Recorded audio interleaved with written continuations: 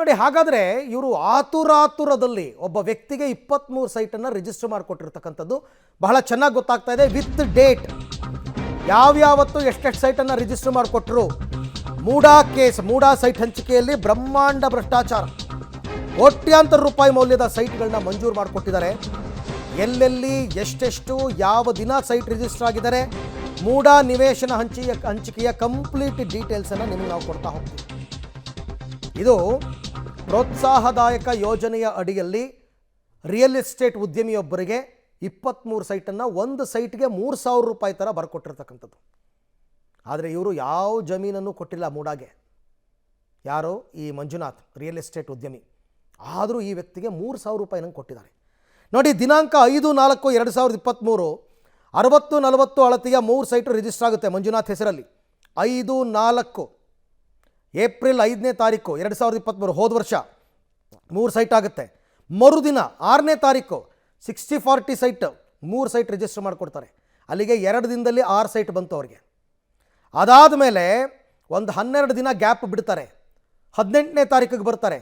18ನೇ ತಾರೀಕು 60-40 ಅಳತೆಯ 8 ಸೈಟು ಒಂದೇ ದಿನ ರಿಜಿಸ್ಟರ್ ಮಾಡಿಕೊಟ್ಬಿಡ್ತಾರೆ. ಮರುದಿನ 19ನೇ ತಾರೀಕು 60-40 ಅಳತೆಯ 9 ಸೈಟನ್ನು ರಿಜಿಸ್ಟರ್ ಮಾಡಿಕೊಟ್ಬಿಡ್ತಾರೆ. ಒಟ್ಟು 23 ನಿವೇಶನಗಳು ಮಂಜುನಾಥ್ಗೆ ರಿಜಿಸ್ಟರ್ ಆಗುತ್ತೆ. ಮೂಲ ಮಾಲೀಕರ ಹೆಸರನ್ನು ಕೈಬಿಟ್ಟು ನೇರವಾಗಿ ರಿಜಿಸ್ಟರ್ ಮಾಡಿಕೊಡ್ತಾರೆ. ವಿಜಯನಗರ ಲೇಔಟ್ನ 3 ಮತ್ತು 4ನೇ ಹಂತದಲ್ಲಿ ಮಂಜೂರಾಗಿರೋದು. ಇದೇ ಜಾಗದಲ್ಲೇ ಮುಖ್ಯಮಂತ್ರಿ ಪತ್ನಿಗೂ ಸೈಟ್ ಕೊಟ್ಟಿರೋದು. ಬಟ್ ಅದು ಬೇರೆ ಪ್ರಕರಣ. 60-40 ಅಳತೆಯ ನಿವೇಶನಗಳು ಮಂಜೂರಾಗಿದೆ. 60-40 ಅಳತೆಯ ಈಗಿನ ರಿಯಲ್ ಎಸ್ಟೇಟ್ ಬೆಲೆ ವಿಜಯನಗರದಲ್ಲಿ 2 ಕೋಟಿ ದಾಟಿದೆ.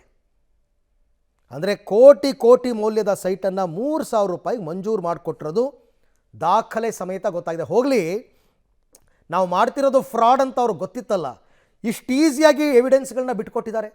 ಈ ಬಗ್ಗೆ ಮತ್ತಷ್ಟು ಮಾಹಿತಿ ನನ್ನ ಕೊಲೀಗ್ KP ನಾಗರಾಜ್ ಅವರಿಂದ ಪಡ್ಕೊಳ್ಳೋಣ. KP, ಅವರ ಆತ್ಮಸಾಕ್ಷಿಗಾದರೂ ಗೊತ್ತಿರುತ್ತೆ ನಾವು ಮೋಸ ಮಾಡ್ತಾ ಇದ್ದೀವಿ, ಭ್ರಷ್ಟಾಚಾರ ಮಾಡ್ತಾ ಇದ್ದೀವಿ, ಅನ್ಯಾಯ ಮಾಡ್ತಿದ್ದೀವಿ ಅಂತ. ಬಟ್ ಇಷ್ಟು ಈಸಿಯಾಗಿ ಅನ್ಯಾಯ ಭ್ರಷ್ಟಾಚಾರ ಮಾಡಿರೋ ಎವಿಡೆನ್ಸ್ ಬಿಟ್ಕೊಟ್ಟಿದ್ದಾರೆ.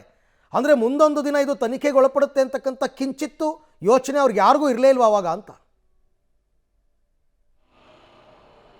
ಇಲ್ಲ ಅರವಿಂದ್, ನನಗನ್ನಿಸ್ತಾ ಇರುವಂಥದ್ದು ಇದನ್ನೆಲ್ಲ ಗಮನಿಸ್ತಾ ಇದ್ರೆ ಇವರಿಗೆ ಕಾನೂನಿನ ಭಯಗಳು ಯಾವುದೂ ಕೂಡ ಇಲ್ಲ, ಅಥವಾ ತನಿಖೆ ಆಗ್ಬೋದು ಅನ್ನುವಂಥ ಯಾವ ಭಯಗಳು ಕೂಡ ಇಲ್ಲ. ಯಾಕಂದರೆ ಎಲ್ಲರನ್ನೂ ಬೇರೆ ಬೇರೆ ವಿಚಾರಗಳಲ್ಲಿ ನಾವು ಅಡ್ಜಸ್ಟ್ ಮಾಡ್ಕೊಂಡ್ಬಿಟ್ಟಿದ್ದೀವಿ ಅನ್ನುವಂಥದ್ದು ಇವರ ಅಧಿಕಾರಿಗೆ, ಪರ್ಟಿಕ್ಯುಲರ್ಗೆ ಮೂಡಾ ಕಮಿಷನರ್ಗೆ ಅದು ಇದ್ದಂತೆ ಕಾಣ್ತಾ ಇದೆ. ಅರವಿಂದ್, ಇಲ್ಲಿ ಶುರುವಾಗುವಂಥದ್ದು ಮೂಡಾ ಕಮಿಷನರಿಂದ. ಮೂಡಾ ಕಮಿಷನರ್ ಒಬ್ಬರು ಮನಸ್ಸು ಮಾಡದೇ ಇದ್ದಿದ್ರೆ ಇಷ್ಟೊಂದೆಲ್ಲ ಭ್ರಷ್ಟಾಚಾರಗಳು, ಈ ರಿಯಲ್ ಎಸ್ಟೇಟ್ ಉದ್ಯಮಿ ಎಂಟ್ರಿ ಆಗುವಂಥದ್ದು, ಸಬ್ ರಿಜಿಸ್ಟ್ರಾರ್ ಎಂಟ್ರಿ ಆಗುವಂಥದ್ದು ಯಾವುದೂ ಇಲ್ಲ. ಇಲ್ಲಿ ಓಂಕಾರವೇ ಮೂಡಾ ಕಮಿಷನರ್. ಹಾಗಾಗಿ ಅವರಿಗೆ ಕಾನೂನಿನ ಯಾವ ಭಯಗಳು ಇಲ್ಲ, ಯಾರು ನಮ್ಮನ್ನು ಏನು ಮಾಡ್ಕೊಳ್ಳೋಕ್ಕೆ ಸಾಧ್ಯ ಇಲ್ಲ. ಯಾಕೆಂದರೆ ಎಲ್ಲರನ್ನೂ ಬೇರೆ ಬೇರೆ ರೀತಿಯಲ್ಲಿ ನಾನು ವ್ಯವಸ್ಥೆ ಮಾಡಿದ್ದೇನೆ ಅನ್ನುವಂಥ ಕಾನ್ಫಿಡೆನ್ಸ್ ಅವ್ರಿಗೆ ಇದ್ದಂತೆ ಕಂಡಿದೆ. ಹಾಗಾಗಿನೇ ಈ ರೀತಿಯಾಗಿ ಮನಸ್ಸೋ ಇಚ್ಛೆಯಾಗಿ ಈ ರೀತಿಯಾದ ಭ್ರಷ್ಟಾಚಾರಗಳನ್ನ ಮಾಡಿದ್ದಾರೆ. ಅರವಿಂದ್, 50-50 ಅನುಪಾತದ ಬಗ್ಗೆ ಮಾತಾಡ್ತಾ ಇದ್ವಿ ಅಲ್ಲ ಅರವಿಂದ್. 60-40 ಅನುಪಾತ ಸರ್ಕಾರದ ಅಧಿಕೃತವಾದಂಥ ಆದೇಶ ಇತ್ತು. ಅಂದರೆ ಮೂಡಾದಲ್ಲಿ ಜಮೀನನ್ನು ಪರ್ಚೇಸ್ ಮಾಡಿದ್ರೆ ದುಡ್ಡು ಕೊಡೋಕ್ಕಾಗಲ್ಲ, ಹಾಗಾಗಿ ನೀವು ಅದನ್ನು ಈ ರೀತಿಯಾಗಿ ಬಳಸ್ಕೊಳ್ಳಿ ಅಂತ ಸರ್ಕಾರ ಮಾಡಿದಂಥ ರೂಲ್ಸು. ಪ್ರೋತ್ಸಾಹದಾಯಕ ಯೋಜನೆಯು ಕೂಡ ಸರ್ಕಾರ ಮಾಡಿರುವಂಥ ರೂಲ್ಸೇ. ಆ ರೂಲ್ಸನ್ನು ಯಾವ ರೀತಿಯಾಗಿ ಮ್ಯಾಕ್ಸಿಮಮ್ ಆಗಿ ಮಿಸ್ಯೂಸ್ ಮಾಡ್ಬೋದು ಅನ್ನುವಂಥದ್ದನ್ನು ಮೈಸೂರಿನ ಮೂಡಾ ಆಯುಕ್ತರು ಹೇಳ್ಕೊಟ್ಟಿದ್ದಾರೆ.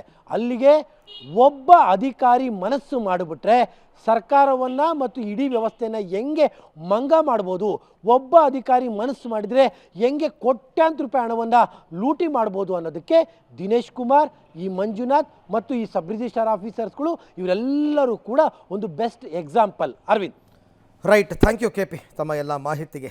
ಆಯಿತು, ಈಗ ಲೋಕಾಯುಕ್ತದವರು ಮತ್ತು ED ಅವರೆಲ್ಲ ತನಿಖೆ ಮಾಡ್ತಾ ಇದ್ದಾರಲ್ಲ, ಇವರೆಲ್ಲರ ವಿರುದ್ಧ ಕ್ರಮ ಇಲ್ವಾ? ಮೊನ್ನೆ ಶ್ರೀವತ್ಸ ಅವರು ಒಂದು ಲೆಟರ್ ಬರೆದ್ರಪ್ಪ, ದಿನೇಶ್ ಕುಮಾರ್ ಮತ್ತು ನಟೇಶ್ ವಿರುದ್ಧ ಕ್ರಿಮಿನಲ್ ಕೇಸ್ ದಾಖಲು ಮಾಡಿ ಅಂತ. ಮಾಡಲೇ ಇಲ್ಲ.